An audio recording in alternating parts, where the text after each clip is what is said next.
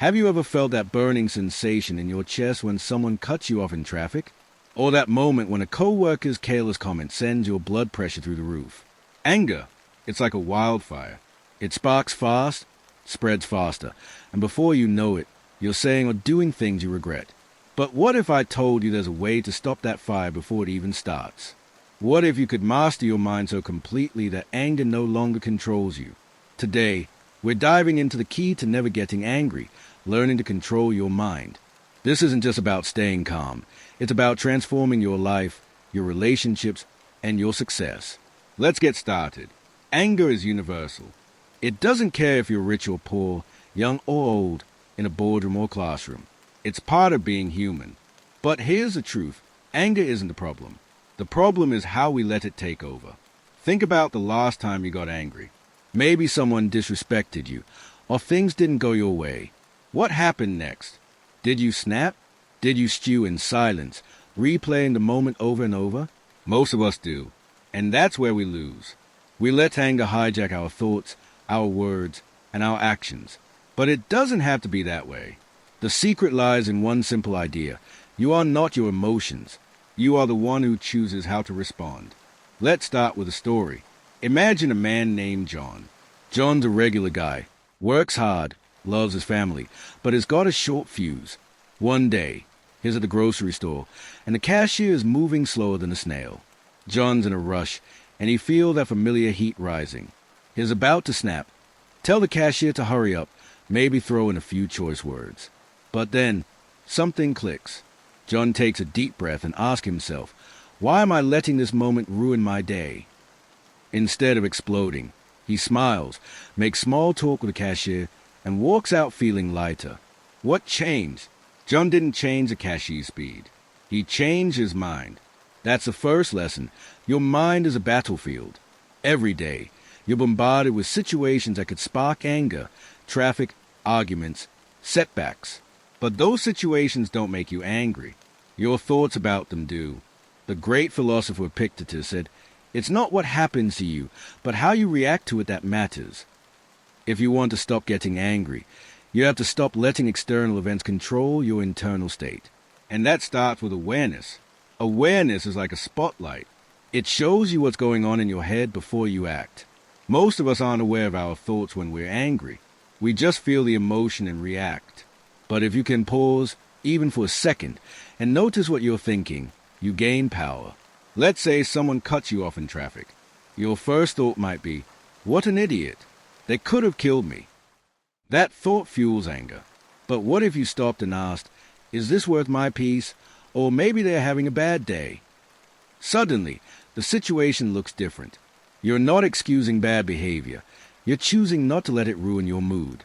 Here's a practical tool to build awareness, the 5-second rule. When you feel anger bubbling up, count backward from 5. 5, 4, 3, 2, 1.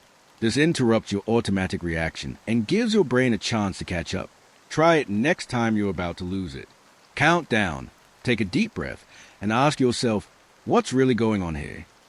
You'll be amazed at how often this simple trick stops anger in its tracks. But awareness is just a start. To truly master your mind, you need to reframe how you see the world. Reframing is about changing the story you tell yourself. Let's go back to John at the grocery store. His first story was, this cashier is wasting my time, and it's ruining my day. That story made him angry. But when he reframed it, this is just a moment, not my whole day, he felt different. The situation didn't change, but his perspective did. Reframing is like putting on a new pair of glasses.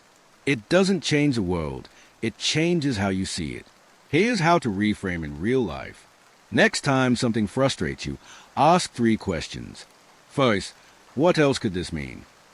Maybe the person who snapped at you is stressed, not out to get you. Second, what can I learn from this? Every challenge is a chance to grow. Third, how can I use this to my advantage? Maybe this moment is a test of your patience, a chance to practice staying calm. These questions shift your focus from victimhood to empowerment. You're no longer at the mercy of the situation. You're in control. Let's talk about another key to controlling your mind, expectations. Unrealistic expectations are anger's best friend.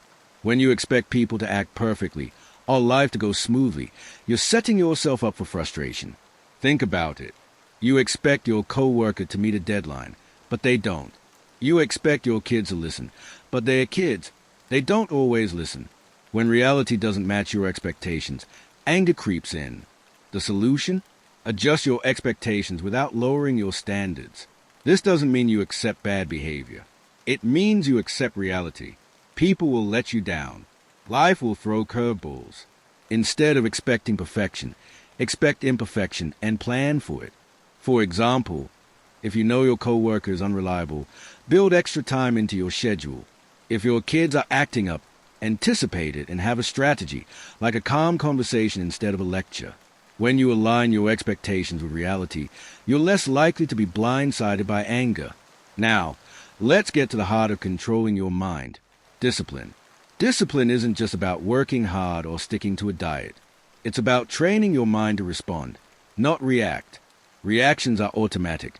Someone insults you, you snap back. Responses are intentional.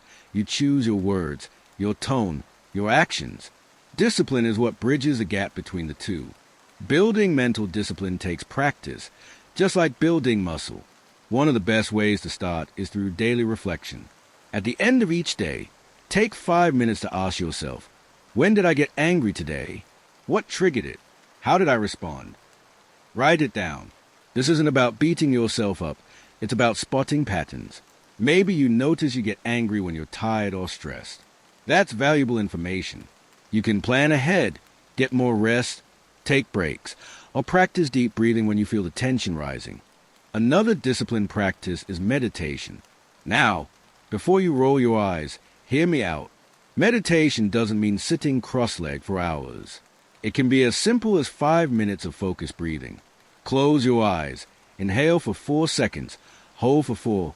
Exhale for 4. Do this daily, and you'll train your mind to stay calm under pressure. Studies show meditation reduces activity in the amygdala, the brain's anger center. It's like giving your mind a shield against emotional hijacking. Let's talk about one more disciplined tool, gratitude. Gratitude is the opposite of anger. When you're angry, you'll focus on what's wrong.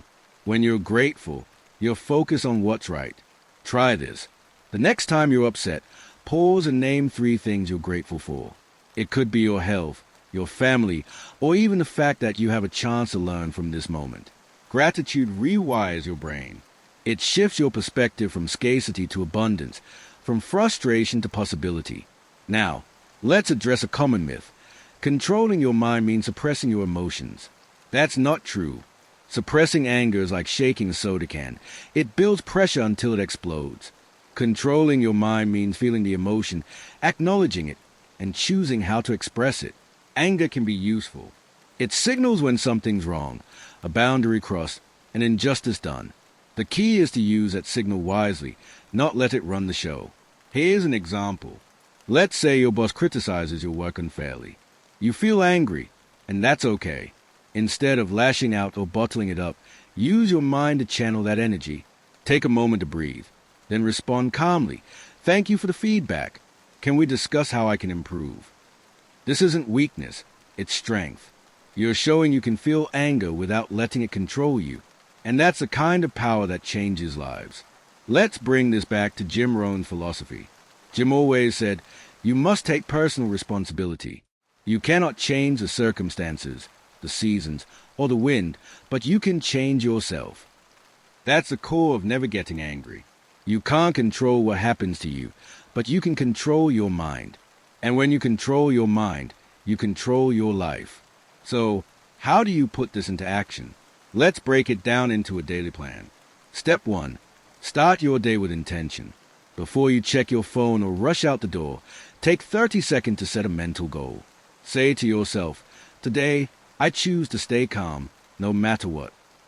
This primes your mind for discipline. Step 2. Use a 5-second rule whenever you feel anger rising.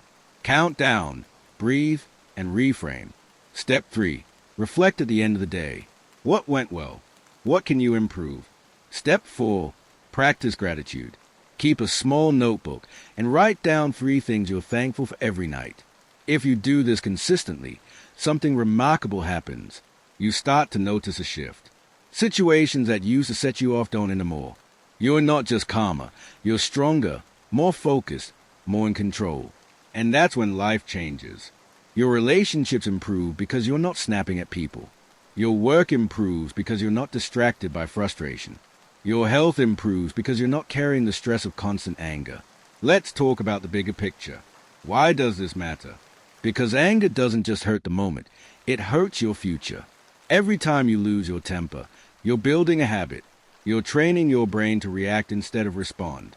But every time you choose calm, you're building a different habit, a habit of strength, wisdom, and resilience. And those habits shape your destiny. Think about the people you admire most. Whether it's a leader, a parent, or a friend, chances are they have one thing in common. They don't let anger run their lives. They face challenges with grace, not rage. They solve problems with clarity, not chaos. That's the kind of person you can become. Not by suppressing your emotions, but by mastering your mind. Let's wrap this up with a challenge. For the next 7 days, commit to controlling your mind. Use the tools we've talked about: awareness, reframing, discipline, gratitude. When you feel anger, don't fight it. Acknowledge it, pause, and choose your response. Write down what you learn each day. And here's the kicker. Share your progress in the comments below. Tell us how it's going, what's working, what's tough. Let's build a community of people who are done letting anger call the shots. The key to never getting angry isn't about being perfect. It's about being intentional. It's about deciding that your peace, your growth, and your future are worth more than a fleeting moment of rage. You have the power to change, not just how you feel, but who you become. So, take the first step today. Control your mind, and you'll control your life. Thank you for watching. If this video resonated with you, hit that like button, share it with someone who needs to hear this, and subscribe for more content on personal growth and success. Let's keep learning, growing, and mastering our minds together. I'll see you in the next video.